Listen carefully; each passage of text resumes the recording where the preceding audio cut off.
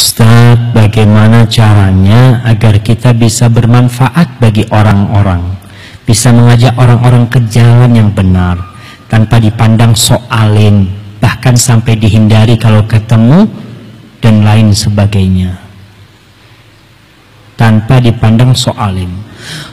Seorang muslim apabila sudah mulai menyampaikan agama Allah, balighu anni walau ayat, kita bisa memberikan manfaat kepada orang lain, itu tidak harus ceramah, enggak.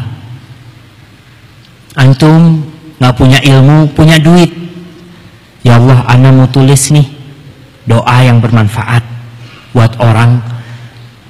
Ada sebuah kisah tentang seorang orang awam nih hadir kajian, ustadznya menyampaikan tentang hadis kalimatani khafifatani 'alal lisan, thaqilatani fil mizan, habibatani ilar rahman, subhanallah wa bihamdi subhanallahil azim. Ada dua kalimat yang ringan di lidah, berat di timbangan, dicintai oleh Allah Ar-Rahman. Apa kalimat itu? Subhanallah wa bihamdi subhanallahil azim. Coba antum baca. Subhanallah wa bihamdi subhanallahil azim. Ini orang lagi dengerin kajian, Masya Allah, bagus banget nih. Datang ke Ustaz, Ustaz tolong tuh tulisin tuh hadisnya. Ditulisin sama Ustaz. Dapat orang. Kemudian di rumah dia hafalin. Subhanallah bihamdi subhanallahil azim, kalimatani khafifatani lisan, sampai hafal. Setelah hafal dia datang. Setiap ketemu orang, Mas, di base tetangganya mau saya kasih amalan. Oh iya, siapa yang nggak mau dikasih amalan? Masa mau nolak dia sama antum? Qala Rasulullah sallallahu alaihi wasallam, kalimatani khafifatani 'alal lisan, thaqilatani fil mizan, habibatani lirrahman, subhanallah wa bihamdi subhanallahil azim. Tolong sampai yang amalkan. Sudah di warung, di supermarket lagi mau bayar, Mas, mau saya kasih amalan. Masya Allah. Masa mau nolak kasirnya? Oh iya mau, lawang dia suka nawarin pulsa sama kita. Mau pulsa, mau apa? Kita tawarin sama dia nih amalan. Ditawarin nih, mau saya kasih amalan Mas. Qala Rasulullah sallallahu alaihi wasallam, kalimatani khafifatani 'alal lisan, thaqilatani fil mizan, habibatani rahman, subhanallah bihamdi subhanallahil azim. Pokoknya di mana dia berada, dia sampaikan itu, karena ilmunya cuma satu. Cuma itu dia punya.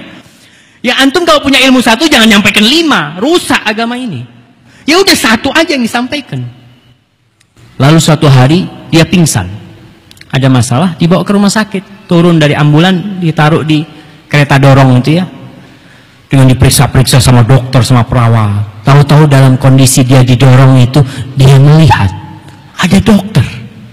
Ya tabib, qala Rasulullah sallallahu alaihi wasallam.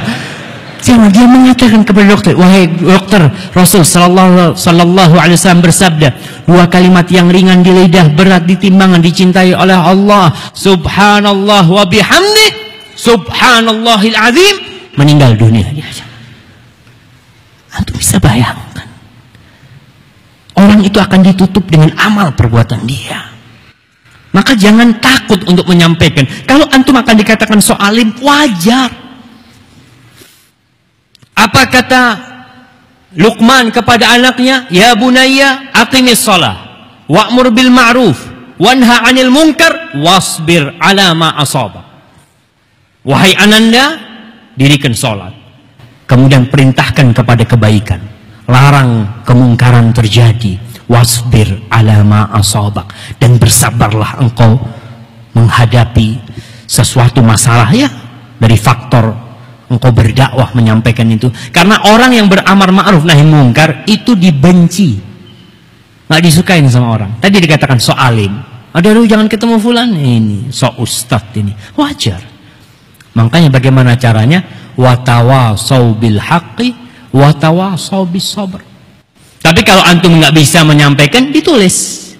Kayak tadi itu hadis kalimatani khafifatani al lisan, antum datang ke percetakan, tolong di print, saya mau bikin stiker nih 1000. Sudah, bagikan kepada teman-temannya, bermanfaat buat orang lain. Banyak orang yang tidak tahu dengan amalan seperti ini, tentang hukum sholat, tentang fadilah sholat berjamaah. Dulu di Madinah itu ada orang tua Yang kalau sebelum maghrib dia itu datang, dia bawa kertas isinya zikir pagi sore. Sudah dicetak, dia ngelewatin orang-orang, dia bagi, fadhol, dia bagi. Pokoknya seperti apalah kita bisa memberikan manfaat. Yang di rumah sakit ya, yang menjadi polisi. Saya ketemu seorang polisi, masya Allah, dia ngomong, Ustaz, kata dia, kalau Kapolres itu nyuruh anak buahnya sholat zuhur ke masjid, masya Allah, Ustaz. Itu namanya orang-orang melihat polisi ke masjid. Oh, di mana kita berada kita harus bisa memberikan manfaat. Yang di kepolisian berikan manfaat di sana. Yang di kedokteran, yang di rumah sakit dia berikan manfaat. Ketika seorang dokter itu selalu bertanya kepada pasiennya apa? Sudah minum obat apa belum? Kalau dia ke rumah sakit, yang ditanya sudah minum obat apa belum? Diganti nih sekarang. Masuk rumah sakit, sudah sholat apa belum? Nih dokter apa ustadz nih? Tapi itu orang lebih percaya sama dokter daripada sama ustadz. Ketika dokternya ngomong, Bapak kalau nggak sholat saya nggak akan ngobatin. Siap dok, saya sholat dok. Sholat. Itu penting dokter. Mungkin pertama dia terpaksa dia sholat. Kita katakan, kau itu kepingin sembuh nggak? Aku ini nggak bisa menyembuhkan engkau. Yang bisa menyembuhkan engkau itu cuma Allah. Ini obat kalau Allah mengatakan nggak bisa sembuh, nggak bisa bakalan sembuh. Maka berikan manfaat sesuai dengan kemampuan kita jamaah. Ada teman di Jakarta dulu yang jualan kebab kalau nggak salah ya, dia cerita. Dia itu pasang, yang ana paham dia mau melakukan atau sudah dia lakukan. Di kedai kebabnya, rombongnya itu, apa rombong itu bahasa Indonesia? Gerobak. Nah, gerobaknya itu dia pasang layar TV. Kemudian dikasih kajian-kajian pendek, kajian-kajian yang Yufid nih, dia pasang. Sambil dia potongin daging, orang kan nunggu. Orang nunggu itu paling bosen. Maka ketika dikasih gitu dia nonton gitu kan. Sampai udah selesai tuh kebabnya dia masih nonton gitu kan. Mas udah selesai mas, masya Allah.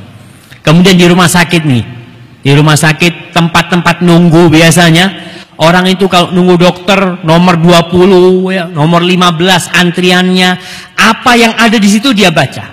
Kalau ada bungkusnya kacang, koran bungkusnya kacang, koran tahun 95, dia akan ambil, dia baca. Kenapa? Untuk menghilangkan kejenuhan. Gimana kalau kita bikin perpustakaan yang ditempel di tembok-tembok? Masya Allah, manfaat jamaah. Pokoknya apa sajalah, supaya kita jadi pahlawan di dunia dan di akhirat.